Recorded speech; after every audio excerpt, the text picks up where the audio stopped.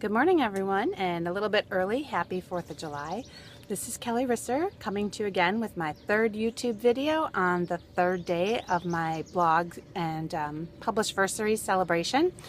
So today I thought I'd come outside and film since in Wisconsin we don't get nice days very often.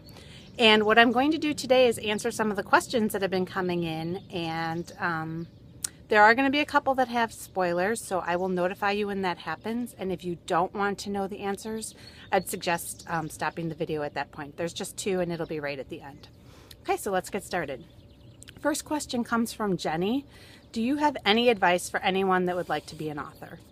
My advice would be write, read, talk to other writers, find a support network. It's really good when you can bounce ideas off of people and have others read your work to give you their unbiased opinion, because I think sometimes we can be too critical of ourselves. So just write and find people and talk, and the more you write, the better you'll get at it. I guess that's my best advice. The second question comes from Brittany. How do you find time to write? I love to read and write, but find it so hard to find the time. Could definitely use some tips. I work a full-time job and have 2 kids and a husband and other hobbies and things too. So for me, it's just I make the time, and I try to carve out at least a little bit of time every day for writing or reading, or a little bit of both actually. And then I do the bulk of my work on the weekends. It's one of those things that you just have to decide what's more important to you. For me, the housework is probably what slides more than anything. And I don't watch a lot of TV. I don't go to many movies. I really focus a lot on books. So I guess it's just a matter of thinking about what's most important to you and then prioritizing your time based on that. Hopefully that helps, and I wish you a lot of luck. Third question comes from Melissa. First, happy birthday. Second, what's the hardest thing about being an author? I think the hardest thing once you're published is finding time to write and finding time to promote yourself. It's just, you only have so many hours in the day, so that can be really hard. But I enjoy it, and I enjoy when readers contact me and tell me how much they enjoyed my books, or how much my books meant to them. That's really great. So it's both hard, but it's also enjoyable. The next question from Laura. Will you be writing any spin-off novels from the Never Forgotten series? Yes. Right now I'm working on a novella collection from the Never Forgotten series, and that will come out probably, hopefully, early next year. I'm still writing it right now.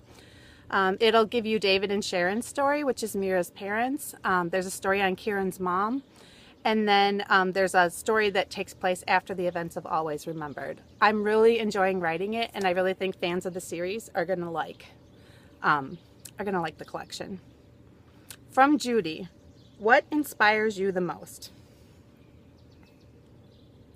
The most would probably be my family inspires me a lot. But as far as creatively, I guess it's hard for me to pick one thing. I'm inspired by people watching. I'm inspired by songs, by art, by TV shows, movies, by my dreams.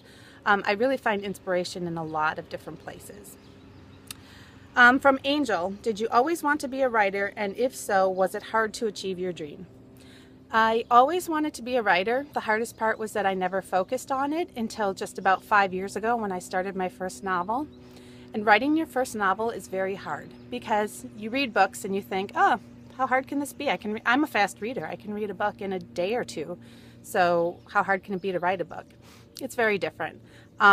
One advice I received when trying to write a book was try to look at the books you read more critically. Think about the structure, how they progress the story along, and that will help you get an idea of the things you need to do if you're going to write your own book.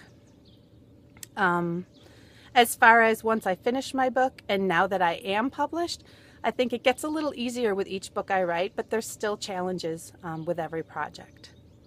Okay, so that's it for the ones that have no spoilers.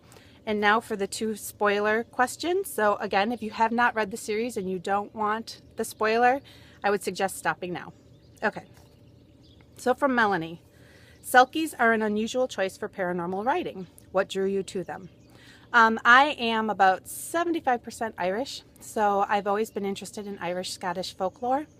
And selkies are just cool to me. The idea that they're a being that takes off their skin to be another being is very different from any other type of shapeshifter. And just that the mythology is more or less centered to that part of the world was interesting to me.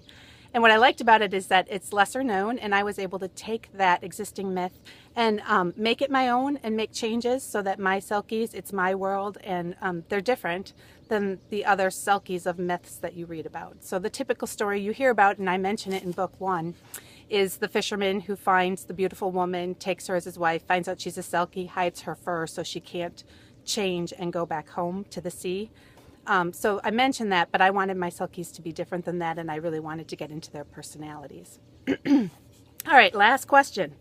How did you discover selkies? I guess that's kind of related in that I've read books that have selkies in them, and I've always been big into fantasy and paranormal, so I read a lot of vampires, werewolves, other shapeshifters.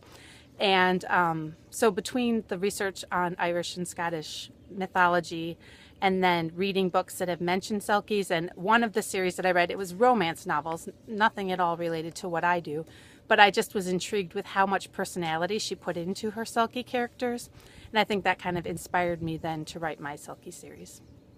So that's it for today. Just want to remind everyone, again, on my website, you can enter the Rafflecopter. It'll be running all month long, and there's opportunities to enter every day. Also, please watch and see if you're being tagged anywhere. There's a couple people I've tagged and haven't heard from yet, so claim your prizes. Again, we'll just keep going all month long. So thanks for listening.